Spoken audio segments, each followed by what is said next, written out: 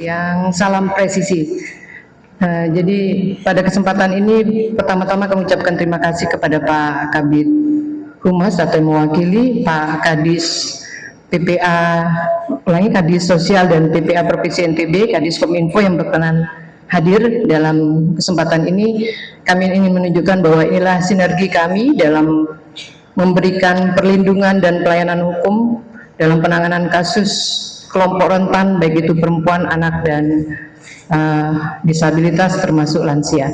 Jadi kami Direktorat Reserse PPA dan PPO Polda NTB telah menerima laporan dugaan tindak pidana kekerasan seksual pada tanggal 29 Januari 2026. Serangkaian penyelidikan kami lakukan untuk menemukan apakah dalam laporan tersebut ada peristiwa pidana yang terjadi, sehingga pada tanggal 10 Februari kami telah menyimpulkan bahwa terhadap laporan tersebut diduga kuat terjadi peristiwa tindak pidana kekerasan seksual, di mana korban beserta saksi yang mendukung keterangan korban melaporkan dugaan tindak pidana pelecehan seksual sebagaimana yang diatur dalam Undang-Undang Nomor 12 Tahun 2022.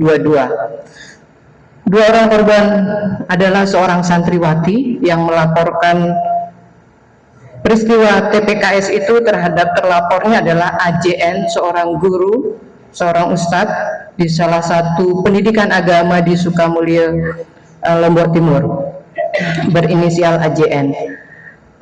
Serangkaian penyidikan kami lakukan dimulai dengan melakukan pemeriksaan terhadap sampai dengan saat ini adalah 4 orang saksi. Kemudian kami berkoordinasi dengan dinas dan instansi terkait dalam rangka perlindungan dan pemenuhan hak-hak korban sehingga korban dapat dengan yakin untuk menyampaikan peristiwa pidana yang dialaminya. Kami juga sudah meminta hasil visum et repertum. Kami juga melakukan pemeriksaan psikologi untuk mendapatkan apakah korban mengalami trauma, mengalami dampak psikologi dari peristiwa yang dialami. Kami juga sudah berkoordinasi sebagaimana amanat KUHAP yang terbaru, bahwa sejak awal kami lakukan koordinasi intensif dengan jaksa untuk memastikan apakah langkah-langkah penyidikan yang kami lakukan sudah terarah dalam rangka membuat terang suatu peristiwa pidana. Kami juga telah berkoordinasi dengan ahli pidana termasuk Kementerian Agama yang ada. Kemudian kami juga sudah melakukan cek TKP dan mengumpulkan barang bukti yang kami dapatkan berupa dokumen, kemudian pakaian, foto tangkapan layar, mini kamera, dan handphone, yaitu adalah beberapa barang bukti yang telah kami lakukan tindakan hukum berupa penyitaan. Kami juga pada hari Jumat minggu lalu sudah meningkatkan status AJN dari saksi menjadi tersangka, sehingga kemarin tanggal 18 seharusnya dilakukan berita acara pemeriksaan terhadap tersangka, namun yang bersangkutan sempat tidak hadir dan kami identifikasi keberadaannya di suatu tempat, sehingga kami melakukan upaya atau tindakan upaya paksa terhadap yang bersangkutan untuk memastikan bahwa yang bersangkutan bisa mengikuti prosedur hukum yang seharusnya berjalan dalam proses penyidikan. Sehingga pada tanggal 18 kemarin kami lakukan upaya paksa berupa penangkapan dan penahanan terhadap yang bersangkutan. Modus yang dilakukan adalah tersangka AJN ini memanipulasi keadaan, memanfaatkan kerentanan yang ada pada korban, melakukan penyesatan, sehingga pada akhirnya korban tergerak dan mau melakukan suatu peristiwa persetubuhan atau perbuatan cabul. Dan ini dilakukan secara berulang, dan peristiwa atau modus yang sama juga dilakukan terhadap saksi korban yang lainnya. Itulah yang kemudian meyakinkan kami bahwa terhadap AJN harus menjalani proses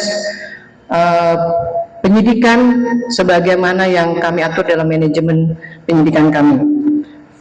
Mungkin sementara itu yang dapat kami sampaikan. Sekali lagi terhadap jadi seperti yang kami sampaikan bahwa di hari Jumat minggu lalu itu kami sudah menyampaikan pemanggilan yang bersangkutan sebagai tersangka untuk hadir pada tanggal 18 Februari di Polda NTB untuk menjalani pemeriksaan sebagai tersangka. Namun pada waktu yang sudah kami jadwalkan, yang bersangkutan juga belum datang, sehingga kami mendapatkan informasi bahwa yang bersangkutan berada di suatu tempat yang akan melaksanakan pemberangkatan ke provinsi lainnya dan akan lanjut ke luar negeri. Sehingga kami harus menentukan sikap dan mengambil langkah supaya yang bersangkutan bisa kooperatif, bisa menjalani proses penyidikan yang dilaporkan atau yang disangkakan kepada yang bersangkutan. Mungkin itu cukup jelas ya rekan-rekan. Proses penyidikan ini baru berjalan beberapa hari, masih ada pengembangan, masih ada pengumpulan fakta peristiwa lebih lanjut yang kami harus jalani, sehingga untuk menjamin keberhasilan proses penyidikan mungkin sementara itu yang dapat kami sampaikan. Kami ucapkan terima kasih dan mohon. Download Tribun X sekarang, menghadirkan lokal menjadi Indonesia.